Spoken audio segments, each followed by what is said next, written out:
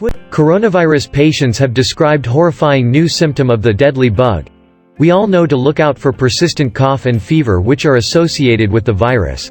And many sufferers have reported breathlessness, aches and pains, fatigue, diarrhea, headaches and sore eyes among other symptoms.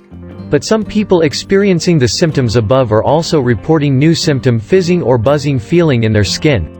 In discussion with another person who was showing symptoms, one person wrote on Twitter, "Still there are lingering COVID feelings.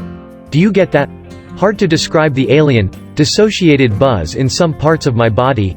I'm fine, but there's an element of exhaustion and physical weariness. Have you had any unusual symptoms? Email web news at Mirror.co. UK. In response to the tweet, another person described their similar experience saying, "Wow, thought was imagining the buzzing, fizzing type feeling. So many odd symptoms with this.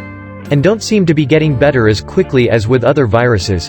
It's definitely not just like flu." Another sufferer tweeted, "Days I've been feeling symptoms. Yeah. They just flu tested me, it's all upper respiratory right now. Got scared when my hands started buzzing." Grace Dudley beat the virus but her dad remains in intensive care fighting for his life. The 29-year-old spent 10 days at Queen's Hospital in Romford, East London, after she was infected with COVID-19. She told Mirror.co.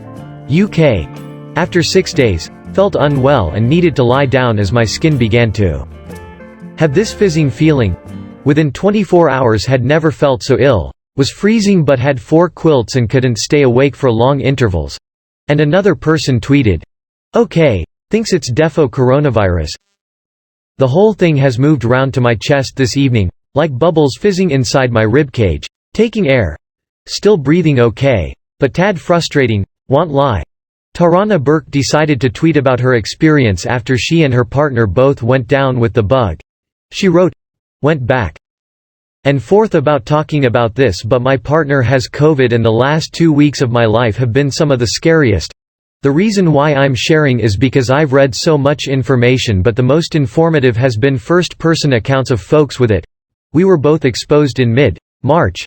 He was deemed an essential worker because he works with the homeless and was exposed again at work. It took about 3 days to figure out that we were probably dealing with COVID. In days he went from feeling little weak to 101.5 fever. Along with the fever he had something we had not read about: sensitive skin.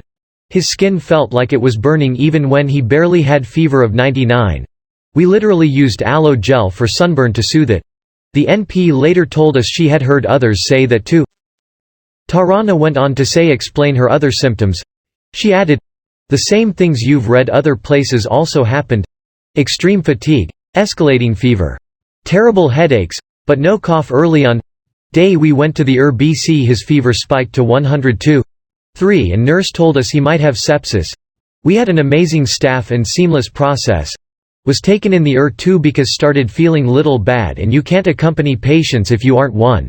We were both admitted to the after being triaged in the lobby. He was dehydrated and had elevated blood sugar, so they put him on an IV. They gave us both chest X-rays and the COVID test, which is brutal but fairly quick. He was positive and was negative. They said we could go home BC. He didn't have respiratory issues yet. I asked the doctor under what circumstances to bring him back and she said, if he even skips breath, call 911. So, of course, went home and stayed up all night watching him breathe. The next few nights 6, 9 were bad. His fever would level off in the daytime and spike at night. I gave him Dayquil, Vit and B12, and ran the humidifier with oregano oil drops. He drank tea with ginger, elderberry, lemon and honey or hot water with lemon all day and hardly ate. When he did eat it was soup and crackers. Oh, and at night rubbed his feet with thieves' oil and put socks on him. The worst was day when his fever went to 102.9 and he began to have convulsions. Called the telemed doctor at MT Sinai again. They are wonderful and each time I called they came to the phone in 15 minutes or less. The doctor said needed to get his fever down. Put him in the shower, a whole other story, and gave him Tylenol cold flu extra strength. He took that at night and it started to come down in about 2 hours. Just have to say this was the scariest night because the pressure of making the wrong decision was overwhelming. Felt like one wrong move could kill him. Didn't sleep at all. But by morning his fever was at 101 again and he was calmed. This was the peak belief. It never went that high again. We were told he has to go days with no fever and no meds. Today is day 3. We are on day 15. Overall, and he has horrible cough which started about days ago and headaches, but is up and about. I have still not had any real symptoms. I've had headaches and body aches that are likely exhaustion but no real fever. I'm operating as if I'm asymptomatic though just to be safe. And we are trying to keep some distance just in case. He's not 100% but he's much, much better. I don't wish this on anyone as patient or caretaker. It's scary and hard and it affects everyone differently. You just don't know. Think folks need to be prepared with meds in your house just in case.